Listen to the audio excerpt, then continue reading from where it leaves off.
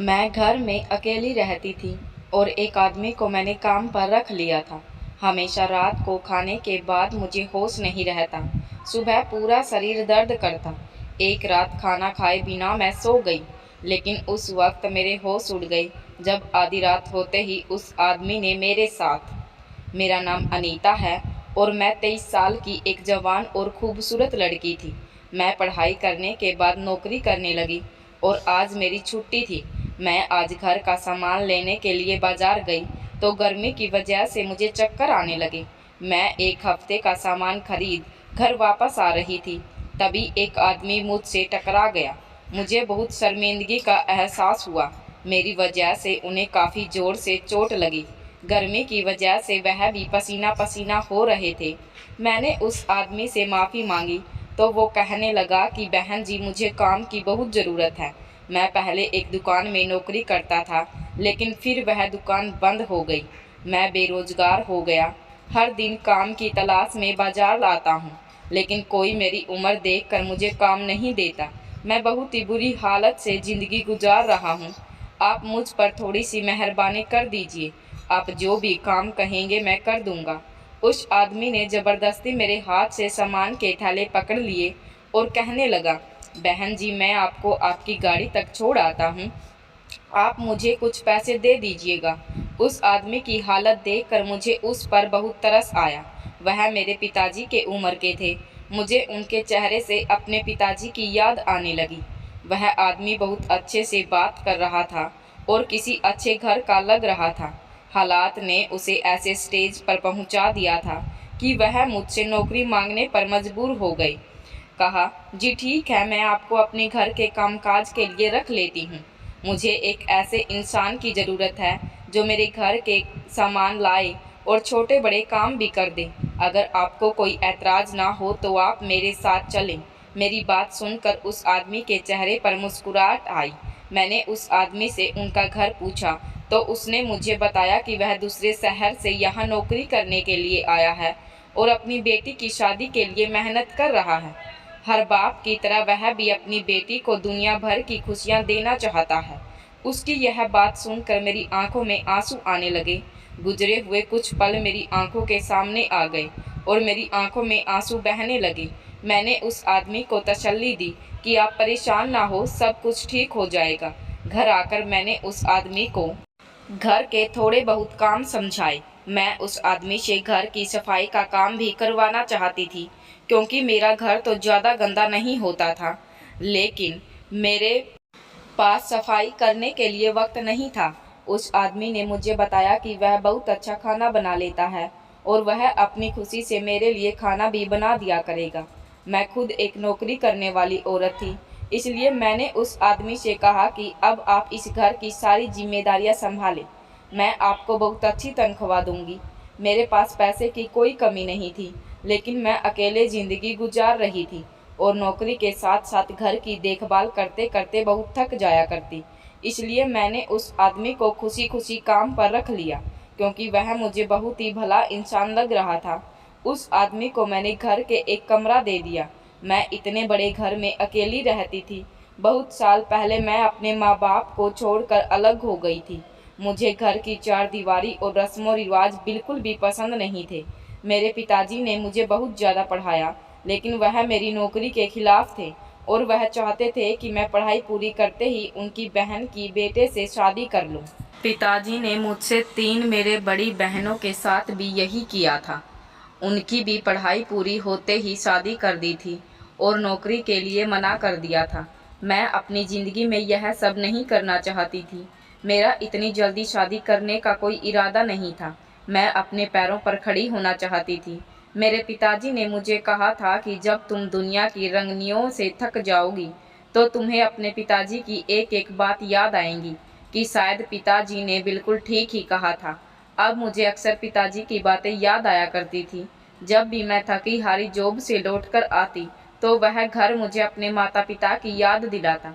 मेरे माता पिता ने मुझे पलकों पर बिठा कर रखा था और मैंने कभी घर का कामकाज नहीं किया था, लेकिन जब से मैं अपने माता पिता से लड़कर घर छोड़कर आई थी, मुझे सब कुछ खुद ही करना पड़ता था और धीरे धीरे मुझे एहसास हुआ था कि मेरे माता पिता ने मुझे किसी तरह दुनिया के सर्द गर्म से बचा कर रखा हुआ था।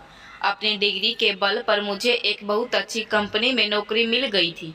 मैं जब भी पीछे हट कर देखती तो मुझे यकीन हो जाता कि मैंने घर छोड़कर बिल्कुल सही फैसला किया है। लेकिन मुझे अब अपने माता पिता की याद बेचैन कर देती।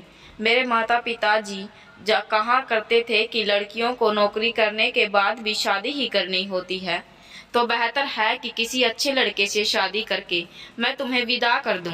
जबकि मेरा मानना था कि मुझे अपने पैरों पर खड़ा होना चाहिए और अपनी मेहनत से ज़िंदगी में कुछ हासिल करना चाहिए। मैं इतनी जल्दी शादी नहीं करना चाहती थी। घर छोड़ने के बाद मैंने अपने सारे सपनों को पूरा किया और मुझे आराम का भी वक्त नहीं मिलता था। कभी कभी तो मैं थक कर इस कदर चूर हो जाती कि रात का खाना खाए बगैर ही बिस्तर पर गिर जाती। उस आदमी को रखने के बाद मैं घर की तरफ से बिल्कुल बेफिक्र हो गई, क्योंकि उस आदमी ने 2 ही दिनों में घर की पूरी जिम्मेदारियों को समझ लिया था। वह अब पूरी ईमानदारी और लगन से घर के काम कर रहा था। मैंने उन्हें सफाई के लिए रखा था, लेकिन उन्होंने खुद ही बावर्ची खाने की जिम्मेदारी भी उठा ली। वह आदमी बहुत अच्छा खाना बनाता था। अब मैं हमेशा रात का खाना घर पर ही खाने लगी, वरना मैं ज़्यादातर रात का खाना बाहर से ही मंगवा लिया करती या फिर भूखे ही सो जाती थी। रात का खाना खाते ही अब मुझे ऐसी नींद आती कि मैं बिस्तर पर लेटते ही सो जाती। फिर सुबह ही मेरी आँख खुलती। उस आदमी के आने से मैं अपनी नींद को लेकर बहुत ही ज़्यादा परेशान थी, क्योंकि मुझे पहले सारी रात नींद नहीं आती थी। थकावट की वजह से मेरा सारा जिस्म दर्द करता था। लेकिन उस वक्त आदमी के आने से मुझे बहुत आराम था और मुझे बहुत अच्छी नींद आने लगी थी। उनको काम पर रखे हुए 15 दिन ही हुए थे कि सब कुछ बहुत अच्छे से चल रहा था। एक रात मुझे ऑफिस का कुछ काम निपटाना था, इसलिए मैंने खाना एक तरफ रख दिया और पहले काम करने लगी। थोड़ी ही देर में वह आदमी मेरे कमरे में आया। मैंने उसकी तरफ देखा और पूछा, क्या हुआ इतनी रात यहाँ? तो कहने लगा कि मुझे लगा कि आपकी तबीयत ठीक नहीं है, इसलिए देखने के लिए चला आया। क्योंकि आपके कमरे की बत्ती जल रही थी तो मुझे आपकी फिक्र हुई। मैंने उस आदमी से कहा कि नहीं, मैं तो बिल्कुल ठीक हूँ, आप अपना काम करें, आप जाकर सो जाएं। वह आदमी अपने कमरे में चला गया। जब अपना काम खत्म करके मैं सोने लगी तो मेरे दिमाग में एक सवाल आया कि यह आदमी इतनी रात को क्यों जाग रहा है, जबकि वह तो मुझसे भी पहले का उठा हुआ होता है। जब सोकर उठी हूँ तो पूरे घर की सफाई कर चुका होता है और मेरे लिए नाश्ते की तैयारी में लगा हुआ होता है। इसी सोच में कुछ देर के बाद मैं सो गई और हमेशा की तरह सुबह उठकर ऑफिस चली गई। लेकिन कहीं ना कहीं मेरे दिमाग में उस आदमी को लेकर बहुत सारे सवाल उठ रहे थे, क्योंकि मैं उस आदमी को बिल्कुल भी नहीं जानती थी और मैंने उस पर इस कदर भरोसा कर लिया था कि उसे अपने घर में जगह दे दी थी। मुझे ऑफिस में पहले ही बहुत सारी परेशानियों का सामना करना पड़ रहा था और अब ऐसे में इस आदमी को लेकर मैं बहुत ज़्यादा परेशान हो गई। वैसे तो यह आदमी बहुत अच्छे से बात करता था और दिल लगाकर घर का कामकाज करता था। मुझे उसने कोई परेशान नहीं किया, लेकिन कल रात की बात नहीं, मुझे कुछ उलझन में डाल दिया। शाम को जब मैं घर वापस लौटी तो उस आदमी ने फ़ौरन चाय बनाई और मेरे कमरे में ले आया। मैंने उससे पूछा कि उसके घर वाले कैसे हैं और उसकी बेटी की शादी कब है। उस पर वह बताने लगा कि उसके घर वाले गांव में रहते हैं और उसे शहर आए कई साल गुजर चुके हैं। वही नौकरी करता है और एक साल में एक बार अपने घर का चक्कर लगाता है। उनकी बेटी की शादी में 6 महीने बाकी हैं और उसको अपनी बेटी की शादी की तैयारी करनी है, इसलिए उन्हें पैसों की ज़रूरत है। मैंने उस आदमी से कहा कि आप फिक्र ना करें, मुझसे जितना हो सकेगा आपकी बेटी की शादी के लिए आपकी मदद करूंगी। वह बहुत खुश हो गया और वहां से चला गया। मैं सोचने लगी कि न जाने मैं इस आदमी पर विश्वास करके ठीक भी कर रही हूँ या नहीं। मैंने सोचा कि मुझे एक बार इस आदमी को आजमा लेना चाहिए। मैंने रात को खाना नहीं खाया, बल्कि बीमारी का बहाना करके जल्दी सोने के लिए लेट गई। मैं आंखें बंद करके काफ़ी देर लेटी ही, लेकिन कुछ भी नहीं हुआ। मैं सोच रही थी कि मैंने फालतू में ही एक अच्छे इंसान पर शक किया और न जाने क्या क्या सोच लिया। इतने में कमरे का दरवाज़ा खुला, वह आदमी कमरे में चला आया। कमरे का दरवाज़ा खुला, वह आदमी कमरे में चला आया। मैं कमरे का दरवाज़ा लॉक करके ही सोने के लिए लेटी थी। उस आदमी ने घर की एक्स्ट्रा चाबी उसी कमरे का दरवाज़ा खोला था। मेरी सांस रुक गई थी। इतनी रात को न जाने मेरे कमरे में क्या करने आया था। मुझे सोता हुआ देखकर वह वापस कमरे से बाहर निकल गया। मेरी सांस में सांस वापस आई, लेकिन उस वक्त मेरे कदमों तले से ज़मीन निकल गई जब उस आदमी के पीछे एक ऐसा इंसान कमरे में आया जिसे मैं बहुत अच्छी तरह से पहचानती थी, और मुझे यकीन नहीं आ रहा था कि वह इंसान आधी रात को मेरे कमरे में भी मौजूद हो सकता है। वह इंसान मेरे बिस्तर के करीब चला आया और मेरे पास बैठ गया। उसकी निगाहें मेरे शरीर पर थी। जैसे ही उसने मेरे चेहरे पर हाथ फेरा, मेरी जान निकल गई और मैं उठ कर बैठ गई। मुझे जागता हुआ पाकर वह इंसान भी हक्का बक्का रह गया। शायद उसे यकीन था कि मैं गहरी नींद में सो रही हूँ। मैंने फ़ौरन ही कमरे की सारी लाइट जला दी और शोर मचा दिया। वह आदमी तो मेरे घर के काम कर रहा था, वह भी फ़ौरन मेरे कमरे में चला आया। मैं गुस्से से उस आदमी की तरफ देख रही थी। मैं नज़रें झुकाए खड़ा भी था। मैंने आगे बढ़कर उस इंसान का कॉलर पकड़ लिया और उसे सवाल किया कि वह रात के इस वक्त मेरे घर में क्या कर रहा है, जबकि मैं अच्छी तरह से जानती थी कि वह इंसान मेरे कमरे में क्यों आया है। जब मैं अपना घर छोड़कर नौकरी के लिए निकली तो मुझे अंदाज़ा हुआ कि दुनिया में अच्छे लोगों के साथ साथ बहुत से बुरे लोग भी मौजूद हैं, जो आपके लिए मुश्किल घड़ी खड़ी कर देते हैं। खासकर उस वक्त जब आपके सिर पर बाप भाई का साया ना हो। मेरी नौकरी एक बहुत बड़ी कंपनी में लग गई, लेकिन वहाँ का मैनेजर जो मेरा बॉस था, मेरे लिए एक मुसीबत साबित हुआ। मैं जवान होने के साथ साथ बहुत ज़्यादा खूबसूरत भी थी, और यही बात मेरे लिए परेशानी बन गई। उसकी गंदी नज़रें हर वक्त मेरी तरफ जमी रहती। वह मैनेजर मेरी खूबसूरती पर पूरी तरह दीवाना हो गया और उसने ऑफिस में मेरा काम करना मुश्किल कर दिया। वह बहाने बहाने से मुझे अपने कमरे में बुलाता और मेरे करीब आने की कोशिश करता।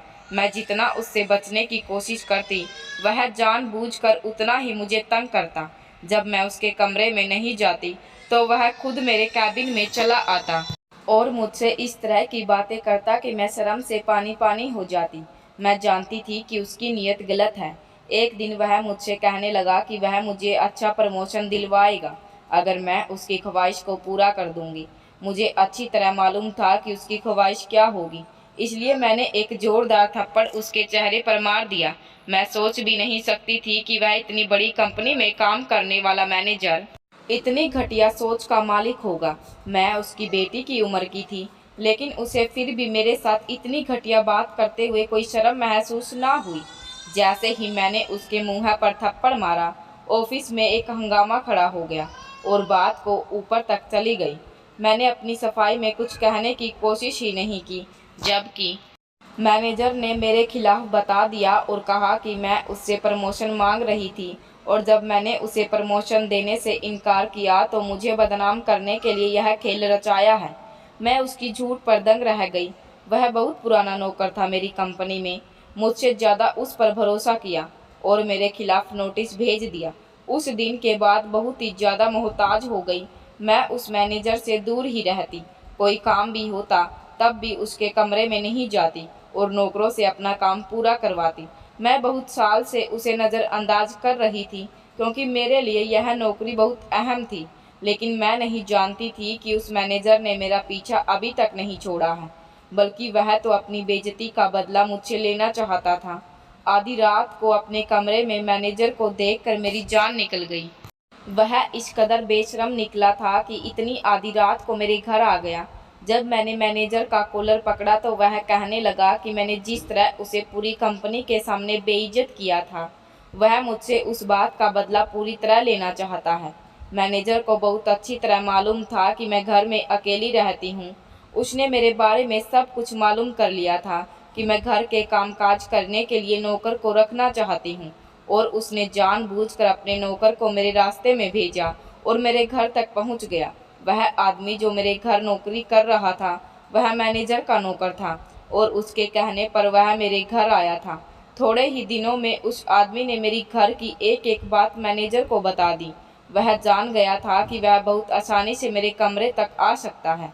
मैनेजर मुझे अपनी ख्वाहिश का निशाना बनाना चाहता था। वह मेरे साथ अपनी हवस पूरी करना चाहता था ताकि वह मुझे सारी ज़िंदगी ब्लैकमेल करके अपने बिस्तर पर ले जा सके, लेकिन उससे पहले ही उसकी सारी हकीकत मेरे सामने खुल गई। मैनेजर एक 50 साल का शादीशुदा और 3 बच्चों का बाप था।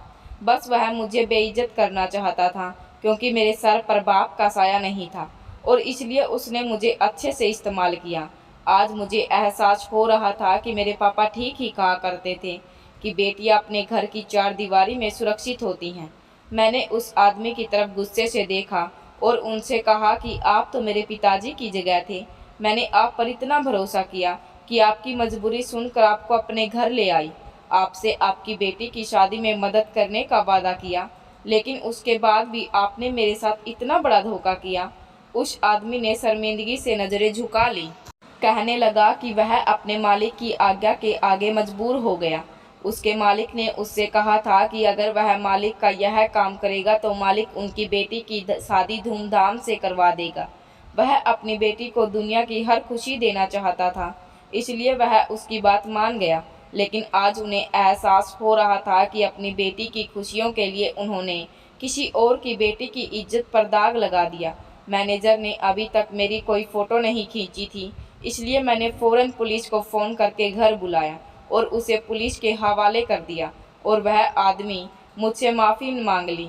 उसने अपने किए पर पछतावा था। उसने कहा कि वह बहुत शर्मिंदा है, वह अपने मालिक की बातों में आ गया था, लेकिन वह एक अच्छे दिल का इंसान था। मैनेजर की गिरफ्तारी की खबर जब कंपनी में पहुंची तो उसे नौकरी से निकाल दिया गया और उस आदमी को मैंने अपने ही घर में नौकरी दे दी। मैं अपने माता पिता से पहली बार मिलने के लिए उनके घर जा रही थी। मैं उनसे मिलने के लिए बहुत बेचैन थी। मैं उनसे माफ़ी मांगना चाहती थी क्योंकि अब मुझे अच्छी तरह से समझ आ गया था कि मैं कितनी गलत थी। पहले मुझे अपने माता पिता की बातें बहुत बुरी लगती थी, लेकिन अब मुझे पता चल गया कि कहीं ना कहीं वह मुझसे ज़्यादा जमाने की खबर रखते हैं। जब मैं अपने घर पहुंची तो मेरे माता पिता मुझे देखकर बहुत खुश हुए। मेरे पिताजी ने सब कुछ भुलाकर मुझे गले लगा लिया। मैंने पिताजी को बताया कि मैं बहुत ही अच्छी नौकरी कर रही हूँ, अब मैं शादी करना चाहती हूँ। मेरी बात सुनकर पिताजी मुस्कुरा उठे और कहने लगे कि तुम्हें जो भी लड़का पसंद आए हम तुम्हारी शादी उससे करवा देंगे। मैंने पिताजी से कहा कि मुझे सिर्फ नौकरी करने की ख्वाहिश थी, मैं किसी को पसंद नहीं करती और अब आप जैसा कहेंगे मैं उससे शादी कर लूँगी। पिताजी ने अपनी पसंद से मेरी शादी एक लड़के से करवा दी जिसे मेरी नौकरी पर कोई ऐतराज़ नहीं था। मुझे समझ आ गया था कि जिस औरत के सर पर किसी मर्द का साया नहीं होता, ज़माना उसे लूटने के लिए तैयार रहता है। इंसान शादी के बाद भी अपनी ख्वाहिश पूरी कर सकता है और मैं भी नौकरी करके अपनी ख्वाहिश पूरी कर रही थी और पिताजी सच कहा करते थे कि औरत को बिना ज़रूरत नौकरी नहीं करनी चाहिए। दोस्तों, उम्मीद करती हूँ आपको हमारी कहानी पसंद आई होगी।